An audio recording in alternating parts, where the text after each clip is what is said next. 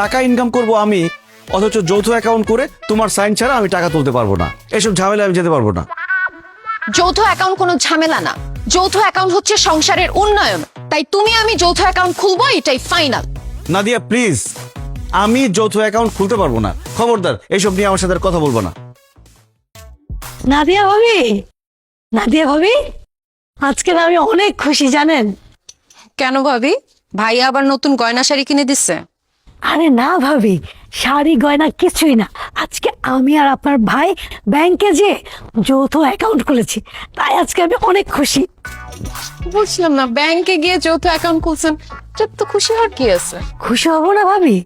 আমার স্বামী কত টাকার মালিক সেটা আমি এখন জানি, এবং ভবিষ্যতে আমার স্বামী কত টাকা ইনকাম করবে, কত টাকা খরচ করবে, সব আমি জানবো।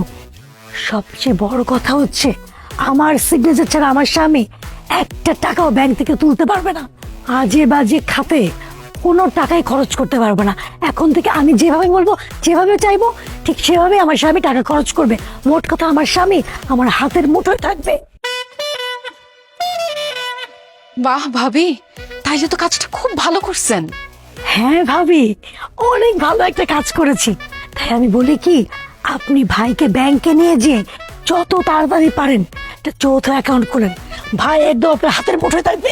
নাদিয়া, ভাবি কানগুলো সুন্দর না?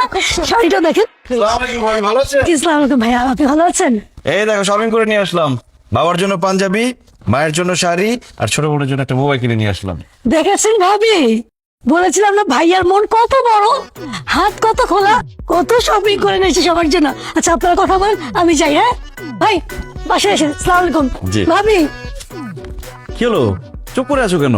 দেখো না কেমন হয়েছে। আচ্ছা, তুমি তো দেখেই কিনে আনছো, আবার দেখার কি আছে? শোনো শাহিন, কালকে সকাল সকাল রেডি থেকো, আমরা দুজন ব্যাংকে যাব। কেন ব্যাংকে যাবো কেন? তুমি আর আমি একটা যৌথ অ্যাকাউন্ট খুলবো, সেজন্য। আরে আমার তো অ্যাকাউন্ট আছে, আবার যৌথ অ্যাকাউন্ট খুলতে হবে কেন? যৌথ অ্যাকাউন্ট কেন খুলবো বুঝো না? এখন থেকে তোমার আমার আলাদা কোনো অ্যাকাউন্ট থাকবে না, তোমার আমার যৌথ একটাই অ্যাকাউন্ট থাকবে। ওই অ্যাকাউন্ট থেকে আমরা সব লেনদেন করব। আরেকটা কথা, আমরা এমন ভাবে যৌথ অ্যাকাউন্টটা করব, আমরা কোনো কার্ড নিব না, শুধু চেক থাকবে, যাতে তোমার আমার দুইজনের সই ছাড়া অ্যাকাউন্ট থেকে কোনো টাকা তোলা না যায়। নাদিয়া ফালতু কথা বলো না তো।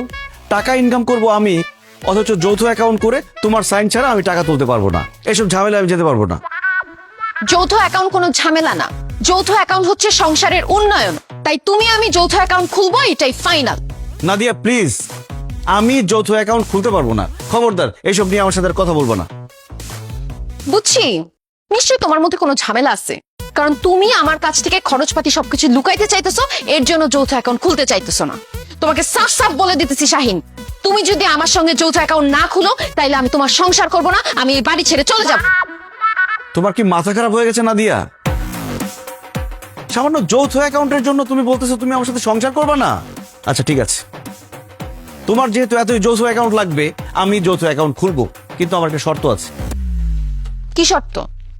যৌথ অ্যাকাউন্টে যদি খুলতে হয়, সেহেতু তোমার আমার মধ্যে, আমাদের সংসারের মধ্যে একা একা আর কিছু হবে না, সবকিছু যৌথ হবে। শর্তে তুমি রাজি? হ্যাঁ হ্যাঁ, রাজি আছি। ঠিক আছে। ঠিক আছে, তাহলে খুলবো আমি যৌথ অ্যাকাউন্ট।